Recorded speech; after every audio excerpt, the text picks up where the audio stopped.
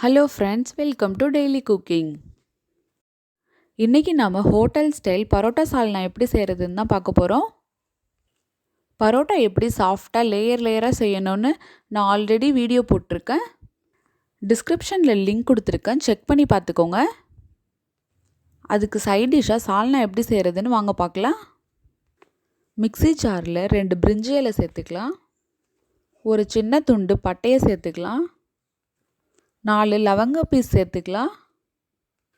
3 ஏலக்காய் சேர்த்துக்கலாம். அரை ஸ்பூன் சீரகம் சேர்த்துக்கலாம். அரை ஸ்பூன் மிளகு சேர்த்துக்கலாம். ஒரு துண்டு இஞ்சியை கட் பண்ணி வச்சுருக்கேன், அதையும் சேர்த்துக்கலாம். 10 பல்லு பூண்டை சேர்த்துக்கலாம். ஒரு வெங்காயத்தை கட் பண்ணி வச்சுருக்கேன், அதையும் இதில் சேர்த்துக்கலாம். ஒரு கையளவுக்கு புதினா இலைகளை சேர்த்துக்கலாம். எல்லாத்தையும் நல்லா தண்ணி ஊற்றி அரைச்சி எடுத்துக்கலாம். 3 கரண்டி எண்ணெயை குக்கரில் ஆட் பண்ணிக்கலாம். அரை ஸ்பூன் அளவுக்கு சோம்பு சேர்த்துக்கலாம். எண்ணெய் காஞ்சதும் வாசனைக்காக பட்டை, ஏலக்காய், கிராம்பு எல்லாம் வச்சுருக்கேன், அதையும் இதில் சேர்த்துக்கலாம்.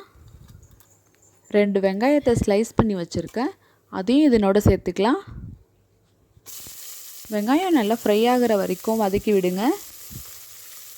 வெங்காயம் வதங்கிறதுக்குள்ளே மிக்ஸி ஜாரில் அரை கப் தேங்காய் மூடியை திருகி வச்சுருக்கேன், அதை சேர்த்துக்கலாம்.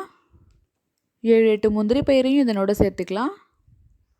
ஒரு ஸ்பூன் அளவுக்கு கசகசா சேர்த்துக்கோங்க. கொஞ்சமாக தண்ணி சேர்த்து பேஸ்ட் மாதிரி அரைச்சி எடுத்துக்கலாம். வெங்காயமும் நல்லா வதங்கிடுச்சு. 2 தக்காளியை ஸ்லைஸ் பண்ணி வச்சுருக்கேன், அதையும் இதில் சேர்த்துக்கலாம். இப்போ எல்லாத்தையும் ஒன்று சேர நல்லா வதக்கி விடுங்க. வெங்காயம் தக்காளி நல்லா வதங்கினதுக்கப்புறம் அரைச்சி வச்சுருக்கிற மசாலா பேஸ்ட்டு இதனோட சேர்த்து பச்சை வாசனை போகிற வரைக்கும் நல்லா மிக்ஸ் பண்ணி விட்டுக்கலாம். தேவையான அளவு உப்பு சேர்த்துக்கலாம். நல்லா எண்ணெய் பிரிஞ்சு வருது.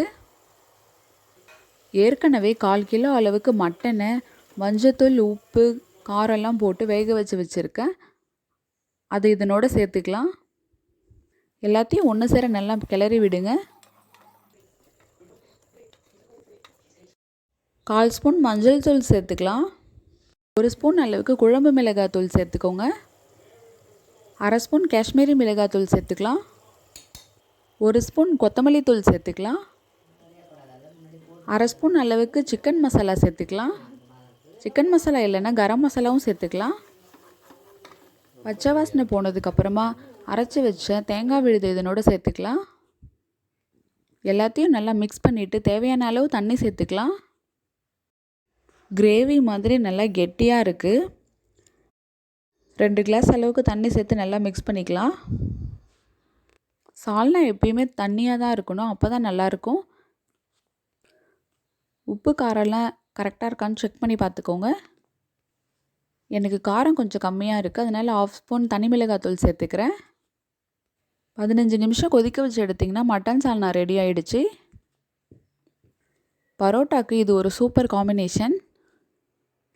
இந்த ரெசிபியை நீங்களும் உங்கள் வீட்டில் செஞ்சு பாருங்கள். எப்படி இருக்குன்னு எனக்கு கமெண்ட்ஸ் பண்ணுங்கள். இந்த ரெசிபி உங்களுக்கு பிடிச்சிருந்துச்சுன்னா டெய்லி குக்கிங் சேனலை சப்ஸ்கிரைப் பண்ணிக்கோங்க. தேங்க்ஸ் ஃபார் வாட்சிங். பை.